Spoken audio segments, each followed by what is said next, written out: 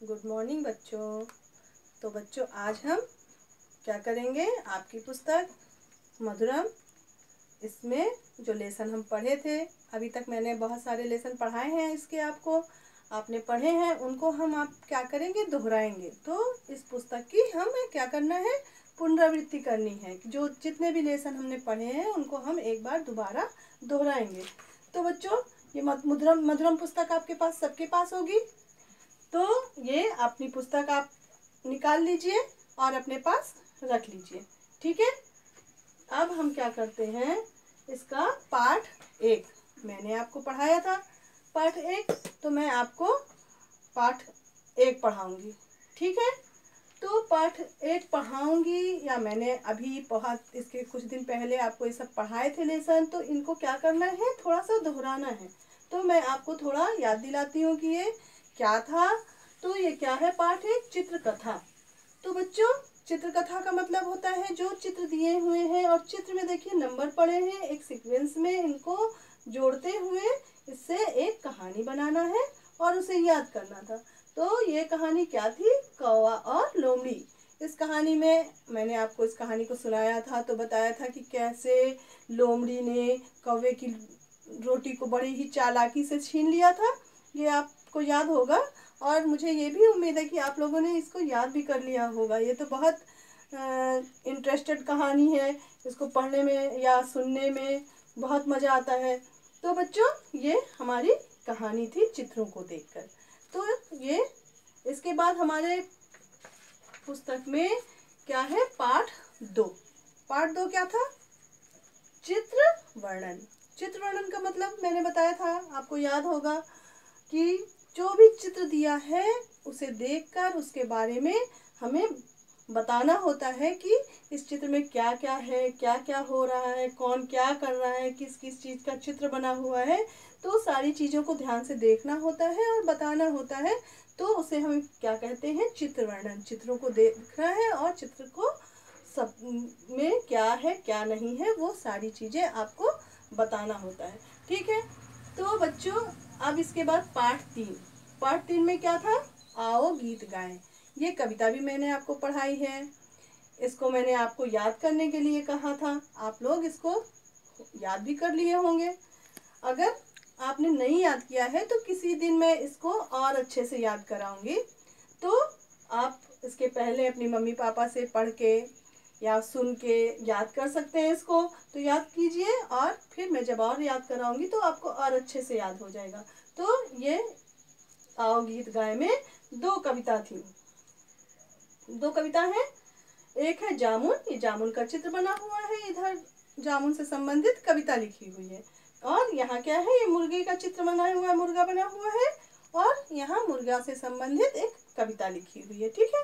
तो इनको हम अभी किसी दिन पढ़ेंगे और हम अच्छे से आपको याद भी कराएंगे। लेकिन आज हम क्या पढ़ने वाले हैं, आज हम पढ़ने वाले हैं पाठ 4 सचित्र वर्णमाला। सचित्र मतलब चित्रों के साथ जिसमें चित्र बने हों उनसे संबंधित वो वर्णमाला हमें पढ़नी है।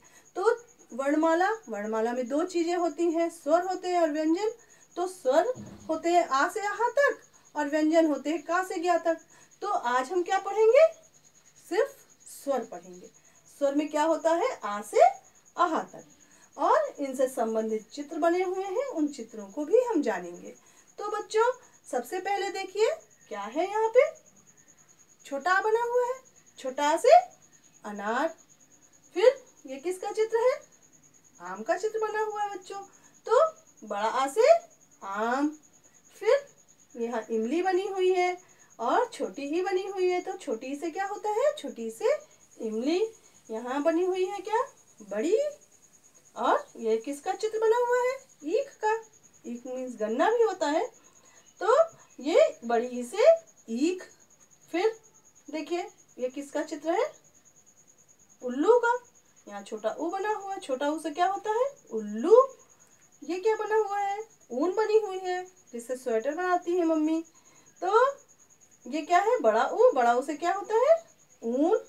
और यहाँ देखिए ये क्या है, री। री से ऋषि, तो आपने पढ़ा ही है।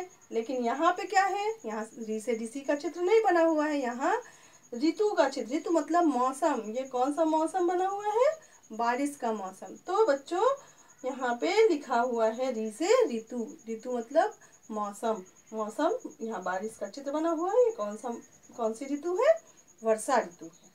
तो अब यहाँ देखते हैं, ये ए बना हुआ है, ए ये क्या है, आपने मैथ में 1 2 पढ़े हैं, इंग्लिश की काउंटिंग।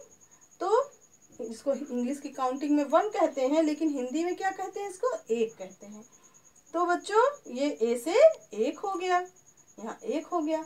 अब ये क्या है, ऐनक का चित्र बना हुआ है, ये ए बना हुआ है, ऐसे ऐनक होता है।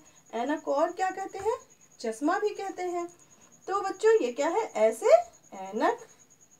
अब देखिए बच्चों, ये क्या है, ओ से ओखली आपने पढ़ी होगी, लेकिन यहाँ पे क्या लिखा हुआ है, ओ से ओस। तो ओस क्या होती है, ओस आपने देखा होगा, जब सुबह सुबह ठंडी के मौसम में हम लोग बाहर जाते हैं तो घास पे पानी की छोटी छोटी बूंदे, पेड़ों पे बूंदे पर जमा होती हैं, उन्हीं बूंदों को हम क्या कहते हैं, ओस। तो यहाँ पे है ओ से ओस।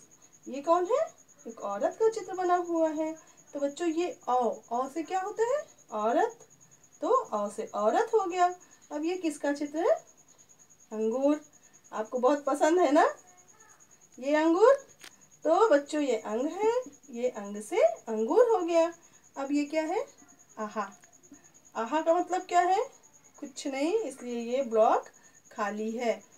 ठीक है, तो आहा से कुछ नहीं होता, इसलिए इस पे कोई चित्र नहीं बना हुआ है। अब देखिए बच्चों, हमने क्या किया, ये सारे चित्रों के साथ हमने स्वर को पढ़ लिया और आ से आहा तक हमारे स्वर पूरे हो गए। अब यहाँ पे इसने क्या किया है, देखिए आपकी पुस्तक में लिखा है पढ़िए और पहचानिए।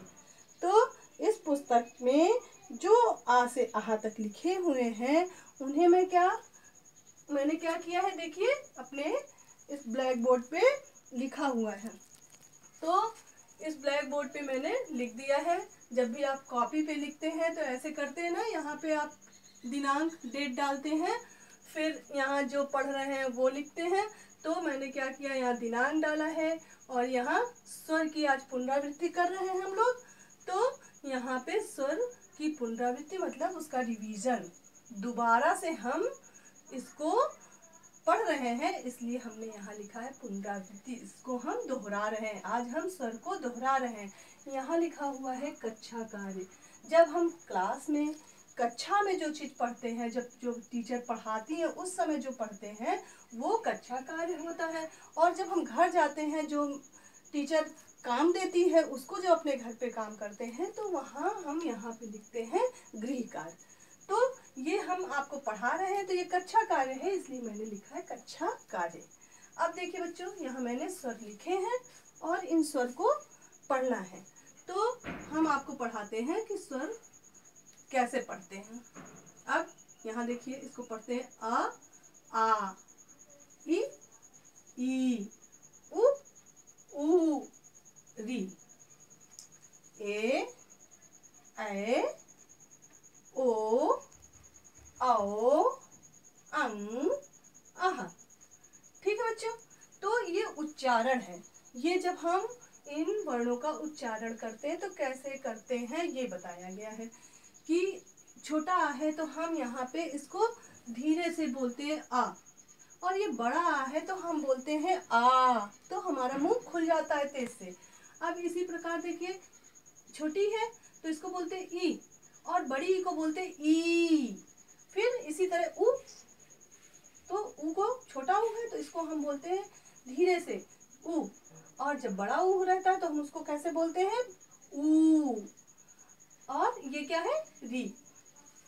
इसे अब इधर देखिए, ये है ए, ये है ऐ ओ औ अंग आहा। तो बच्चों ये हमारे स्वर हैं और स्वरों का उच्चारण कैसे करते हैं वो हमने आपको बताया कि कब हम धीरे से बोलते हैं और कब हम तेज से बोलते हैं। तो बच्चों ये हो गया, और इनके मीन्स आप सचित्र वर्णन में पढ़ ही चुके हैं कि छोटा से अनार बड़ा से आम होता है। तो आज हमने स्वर पढ़ लिए। अब क्या करना है, आज आपको अपना होमवर्क करना है। तो आप अपनी कॉपी पे क्या करेंगे, जैसे मैंने यहाँ पे दिनांक डाला है, इस साइड आप दिनांक डालिए अपनी कॉपी पे, फिर यहाँ स्वर लिखिए और फिर कॉपी में नीचे पुनरावृत्ति लिखिए। और इधर ये तो कक्षा कार्य था जो हम आपको कक्षा में करवा रहे हैं, तो ये कक्षा कार्य था, लेकिन अब जब आप अपने घर पे इस काम को कॉपी पे करेंगे तो क्या लिखेंगे, यहाँ पे लिखेंगे, इस कक्षा कार्य को नहीं लिखेंगे और इसकी जगह पे क्या लिखेंगे, गृह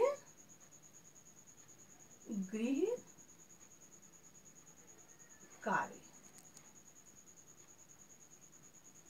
तो बच्चों हम क्या लिखेंगे, यहाँ पे कक्षा कार्य नहीं लिखेंगे, आप अपनी कॉपी पे क्या लिखेंगे, गृह कार्य।